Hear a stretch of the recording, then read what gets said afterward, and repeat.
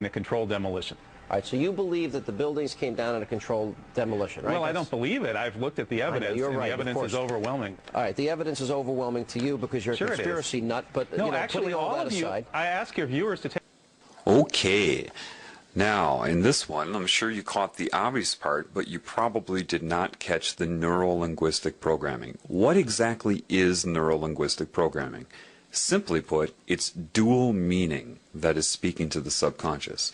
Now, of course, he's shaping public opinion by saying, it's obvious to you because you are a conspiracy nut. Well, remember now, people are very phobic of being called anything that goes against the norm. So if you agree with him, oh, then you're a nut, and people, you know, they can't escape their own ego. So that's used to shape him. What you probably didn't catch is him saying, but, you know, putting that all aside, this is neuro-linguistic programming. Now, pay attention here. You're a conspiracy nut, but putting that all aside, what that is doing is he's directing your subconscious mind and your conscious mind to store that label, that impression of him. Put it aside. Keep that. It's called anchoring. In neuro-linguistic programming, because I've watched a little bit of it, I didn't need to watch it to pick up on how they do this, but it allows you to get some of their terminology down. They call this anchoring. Anchoring a thought, anchoring a concept, anchoring a feeling. Putting all of that aside means put that aside in your mind. He's a conspiracy nut. Do you see how they manipulate you? That's a very good lesson right there in neuro-linguistic programming. all right, the evidence is overwhelming to you because you're a conspiracy nut, but no, you know, actually, putting all that of you, aside, I ask your viewers to take a look at this evidence for themselves. They can go to st911.org. That's Scholars for 9/11 Truth. Take a look. Take a look at the demolitions. I know you Morgan Reynolds, a former Bush administration official.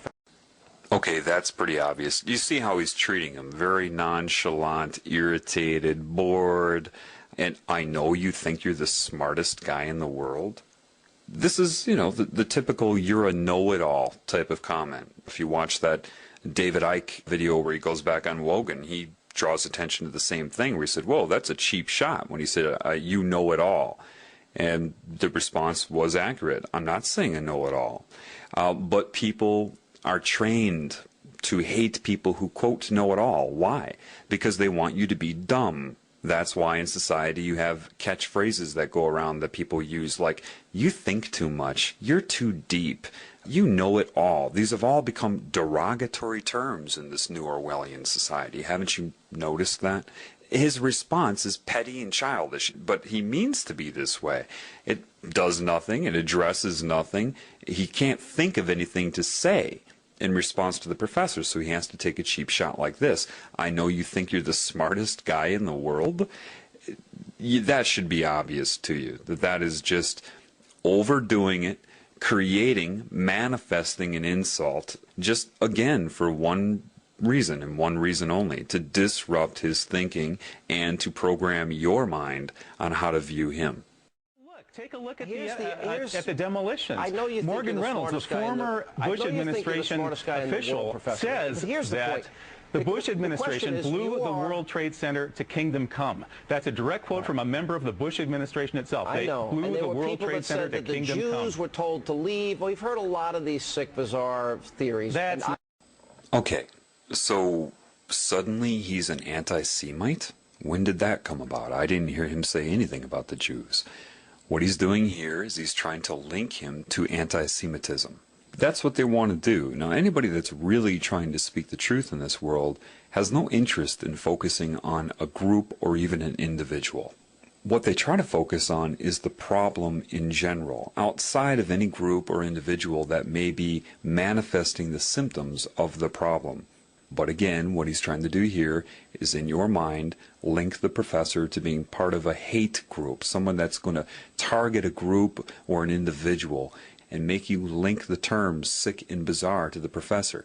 He didn't say anything about the Jewish community. Nothing. So catch that. See how he's trying to link the professor to it. The World Trade Center to kingdom come. That's a direct quote from a member of the Bush administration itself. They blew the World Trade Center to kingdom come. The Jews were told to leave. Well, we've heard a lot of these sick, bizarre theories. That's and I don't believe any of them. But you're allowed to believe what you want. But that's not what's at hand here. Okay, now another thing, just to make you aware, again, of just how much they're programming your mind. To you, it looks like a man that said that's not the issue at hand here.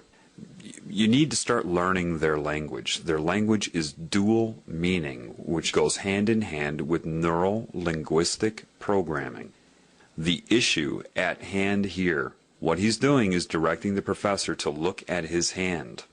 Now, why would he have the professor look at his hand? Well, if you look at his hand right now, you see it as what you've been told is the OK sign, right? Well, let's show you what it really means.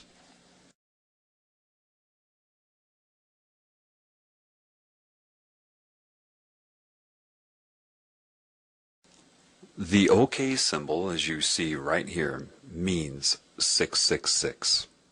For some reason, 666 has some sort of control over the mind. Now, it could have something to do with the beast computers many of you have read about. It's sorcery. It is putting a hex on somebody. It is subconscious symbolism that somehow affects some people. It doesn't affect everybody. But he's using that, and he was directing the professor to look at his hand to use sorcery on him. It's not that one thing will work. They try to use as many combinations of things as they can.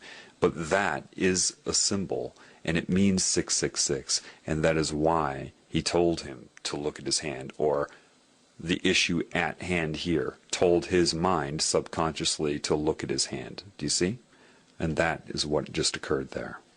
That's not what's at hand here, meaning you are not allowed to believe what you want. And that also tells the population looking at him, because remember, he is also talking to people that are watching television. And so they are also instructed to look at his hand subconsciously or take notice of it subconsciously. And when he says you're allowed to believe what you want, but that's not what's at hand here, he's saying with the 666 rule over your mind, you are not allowed to believe what you want. And that speaks to your subconscious mind and programs people to not think. And that's what it means all around and all together. That's what just happened. Of them, but you're allowed to believe what you want, but that's not what's at hand here. The issue is whether or not you, with your bizarre theories, are the best. I think you have the bizarre theory. You think it was 19 bucks? Hang on a second. Okay, again saying his issues, his views are bizarre, right? But the reason he puts up his pinky there is because that is the weakest finger, that it would imply a small penis, not a potent man, using that in reference to him, saying that he is impotent, that he is bizarre, that he is weak, and that he is of the pinky. And that's why he chooses, of all fingers and all gestures, to speak about his theories, he puts his pinky up. And these are all subconscious sorcery methods. Again, sorcery is not some guy wearing a magician's hat. Part of sorcery is speaking to and manipulating the conscious mind from the subconscious. Well, it's a question of science. You, with your bizarre theories, are the best. I think you have the bizarre theory. You think it was 19 guys with box cutters led by a guy on dialysis in a cave in Afghanistan? That's ridiculous. Yeah. I mean, that's the craziest conspiracy theory of all of them. Mm-hmm. Okay, I wish I had the Twilight Zone music. Now, here's my next... See, all he can say is something to discredit him. I wish I had the Twilight Zone music. And then the people watching the televisions that say, yes, that must be weird. Twilight Zone music is weird. And the honest and credible news reporter is saying that about him. Okay?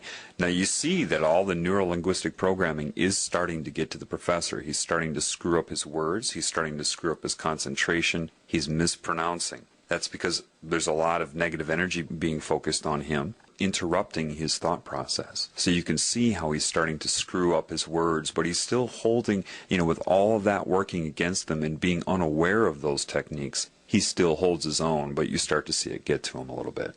Yeah. I mean, that's the craziest conspiracy theory of all of them. Mm-hmm. Okay, I wish I had the Twilight Zone music. Now, here's my next question. The issue that is at hand here, you're entitled to have your opinion. I don't really care what you believe. But if we're talking about a captive group of students in a class... Again, making a bored face as if he's nothing. He's the pinky. He's lower than low. I really don't care what you believe. But if we're talking...